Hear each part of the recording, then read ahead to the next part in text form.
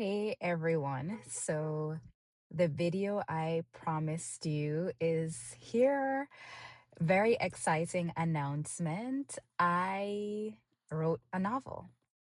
So I wanted to record this video, one, because I felt like now that I've said it, now I have to do it, right? So the manuscript has been written and I'm in the process of having a beta reader read it. And then after they do that, I am going to shop to agents to see what kind of offers I can get.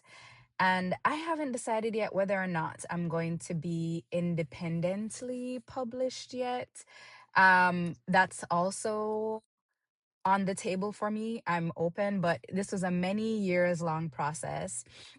So just to give you some perspective, I'm leaning back because I was like, let me tell you guys this story.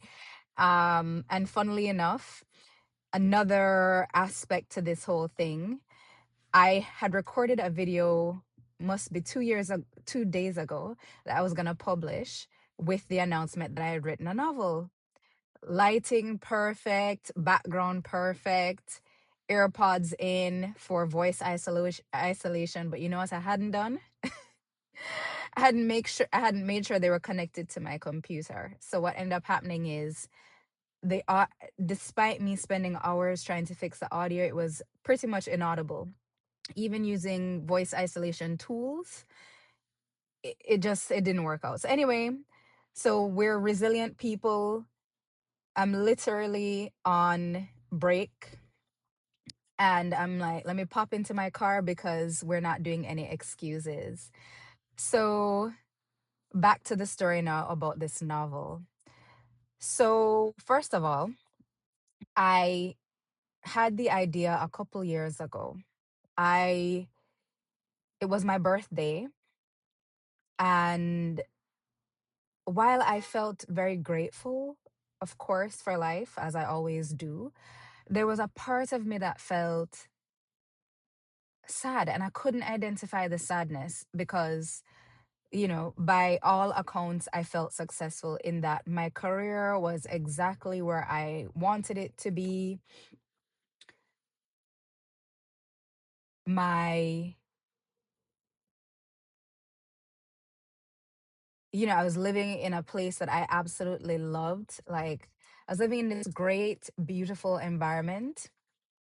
And then I just still couldn't figure out why there was this underlying sadness.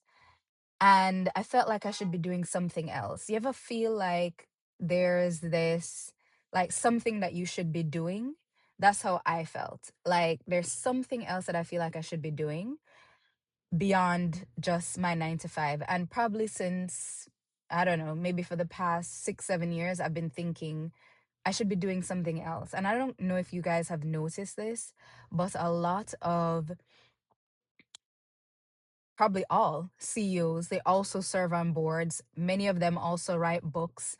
Some of them also have podcasts. And I'm talking about the big, big Fortune 50 CEOs, right? They are everywhere. They're not just, yes, they make tens of millions, if not hundreds of millions, doing what they do. But on top of that, they also have this thing and that thing that they're also doing. And I was like, why am I not moving like that? So, like, my life feels too singular right now in that I am I'm trying to, I'm focused on my 9 to 5. So I'm a full-time attorney. And then I was like, why have I not been focusing on things that I mean, I love practicing, but I was like, there are also other things that I'm interested in as well. And I was like, you know what? This would be so, like, I love books. Books are a passion point for me. I read all the time. For maybe the past 3, 4 years, I very rarely watch TV, not to or movies. Not to say that I never do, or not to say that there will be a time where I won't go back to that. But at this point in time in my life, I'm very much into my book girly era. And if it's not a book, then I'm listening to a podcast. In any case, I said, you know what? I love this thing so much. Maybe I should try my hand at writing. I don't have an MFA. I've never written a book before, but I figured why not? And one of my favorite authors, or author whose books I really like, she mentioned, I read a book of hers about writing. Her name is Megan March, and I forget the name of the book now. But anyway, she has a book about her writing journey. And it was so interesting to me that she became self published. So she was a practicing attorney as a law firm. Unlike me, I actually like my job. But she hated it, and she wanted to leave. And so she just tried her hand at writing novels. And then she's always been independently published, as she tells it, and it took off like gangbusters, and she was able to create this multi-million dollar business where she writes a few times a year, and now she's able to do her own thing with her husband. And I was like, I love this. So anyway, I was just like, you know what, I feel like that's it. That's the secret, that's the thing that I should be doing. And so it took me a while to go on this journey. I will not lie. So this is years in the making now. It took me 2 years to feel like I had a manuscript that I could pass on to agents and beta readers. My process, my default, right, as somebody who was in school for a long time, was to go to education. But I don't want any more degrees, at least not at this point in time. I have enough of them. So I said, let me just go online and see a few resources. So I went online. I went on LinkedIn Learning. They had some writing type courses. I'm trying to think. I went on YouTube. YouTube had some resources, and I got the gist of some basic concepts. And I did that for maybe 4 or 5 months. And I may come back later and tell you the timeline was completely different. I'm just riffing off the top of my head. So, admittedly, some of the things I think I remember, I may not have remembered. In any case, I believe I spent about, so let's say I had the idea 2 years ago. Then it took me, I would say, 4 months to actually get started. So the idea was there. It took me 4 months to get started. Started doing the research, and my employer offers coaching, and so free coaching. Like, you can hire a coach for free for whatever you want. And so I was like, you know what? I want them to be a professional coach for me, but I also want them to be a like someone who can motivate me on this side project. And so that's what we did every single week. We would meet weekly, and I'd be like, I watched, these are the amounts of videos I watched about this topic. Here is how I want to move forward with regard to that. And eventually I got some momentum. And then I established a firm timeline with them and said, by X date, again, just off the top of my head, I think I told them 4 months. So let's say I started February, by February, March, April, May. So by the end of May, I told them I want to be done with that. And then um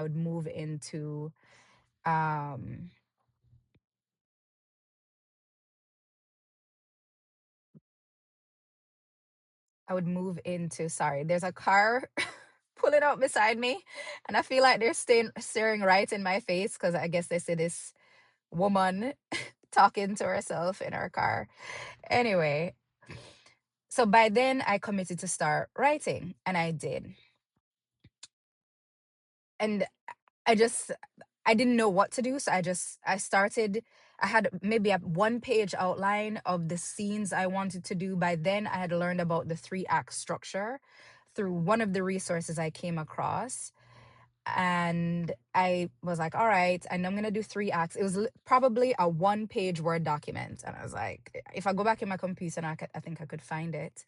And I said, let me just go through, and I'm going to have, here's Act One, here's Act Two, here's Act Three. Very loose outline, and I had some very vague ideas of the scenes I wanted to do. After that, I went through the process of, I made a commitment to write every day, 500 words a day. I did it. I wrote 500 words a day. And I started to struggle a bit. And I said, you know what? I'm going to dictate it. So I would open Word and I would dictate to Word that scene. So, of course, the grammar was a mess, the spelling was a mess. Sometimes it would mishear me. But by the end of that process, let's say I had maybe 60,000 words ish in my first draft. So that was my first draft, me either typing or dictating in Word various scenes that came to my head. And I tried to do it in a somewhat chronological order. Ooh, now going through it. So let's say now I'm about 6 months since I actually, not 6 months. Actually, I have no idea how long that took me, but I would say less than a year to finish draft one. And this next year is when things exponentially increased in time for me. And what I mean by that is I read through everything. A lot of it was I couldn't even come. I was like, what is this? What was I talking about? Why did I do this scene? And I learned, I also went to AWP, American, I don't know what it stands for. I don't know what it stands for. It's a writing conference. And I learned a lot. Like I went to this one panel that said, uh, something about if you feel like you're taking too long to write your book. At this point, I'm someone who usually moves quick. I decide and I do. And I felt like it was taking me too long. And after that first draft and reading through it and just doing some basic, like, having to fix typos, formatting, all these things so it was readable, I took a break because I was a little bit overwhelmed. And I went to this panel and people were talking about how it took them 20 years to finish a manuscript, 10 years. One of them ended up being a New York Times bestseller, I believe. And so I was like, okay, I'm not too behind. It's only been a year. Fast forward now, again, the timeline is a bit fuzzy in my head, but I just want to give you guys the point as I take you through this journey of being a first time author. I went back now and said, I need help. I need structure. I like to have kind of at least a formula for what I'm doing. So now that I kind of just let it flow, I needed some structure to it to really help me accelerate my timeline. And I did some online research and I found something called a snowflake outline. When I tell you the snowflake outline changed everything, game game changer. So I went through, I did this snowflake outline and it's so detailed that it forces you to really think through what your characters look like, their backstory, all these things that I never thought about, especially for my side characters. And that accelerated my writing process. Going through that, if I remember right, maybe it took me 3-4 months. It took me a long time to do that detail of an outline. But once I did that, I was easily able to cut scenes from that first draft, add new scenes. It became so easy. It became so easy. And so I'm going to wrap up soon because I feel like I could do many videos about various parts of this journey. And I'll take you guys along with me and I'll try to go back in the past and be a little bit more crisp about timelines if I can remember. I'm not stressing out myself, but if I can remember, I'll tell you. But the point is that that's what really accelerated things for me. Also joined writing groups to help me stay focused because I will say editing is just not fun for me at least. And so I had 5 drafts by the time I finished. 5 drafts. So I was on draft 5 before I decided to hand it over to a beta reader. But I will say the whole maybe now I'm at 2.5 years ish journey, so worth it. The feeling of accomplishment of birthing that thing was amazing. Handing it over to my beta reader, oof, it just felt like, yay me, go me. I did the thing that I said I was going to do. And so over the next few months, maybe even longer, I'll take you guys through the journey of me navigating the world of becoming well, I guess I am a first time author because I have a finished manuscript. But I'll take you through that whole journey, especially as I decide whether I want to be self-published or whether I want to go through a traditional publisher. But yeah, that is a big announcement. I wrote a freaking novel. I wrote a novel. Oh, and real quick, what is the concept of the novel? It is a woman's fiction novel. And I think I'm going to save the pitch for next time. This was just announcing I wrote a women's fiction novel. I will, in the next video, I will tell you more details about what the novel is about and more about my writing process, more about editing and woes and anything else I can think of that can help other people. And even if you're not thinking about writing fiction, even if you're thinking about just writing nonfiction, I feel like these videos can help you. I'll probably go into other things as well that help me beyond just writing. It was a mentality shift. It was so many other things in my life that helped me to do this. And so, yes, I wrote a novel, but it goes deeper than that. It's less about the novel and more about showing up for myself, doing what I said I would do.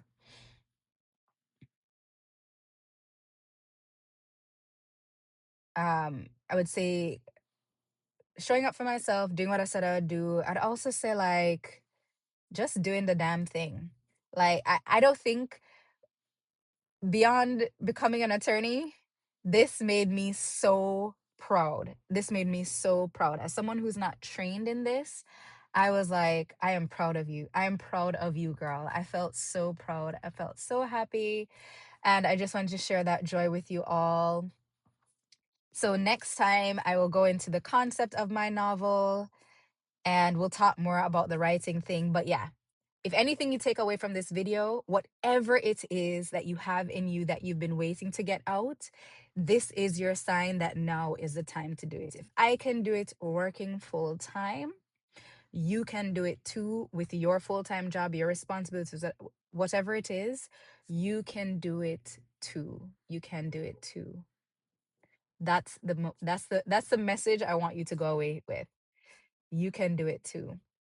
And I so look forward to your support as I continue this journey. And I can't wait to tell you guys about other things I'm working on. Have a blessed and amazing day. And I can't wait to see you guys here next time. Bye.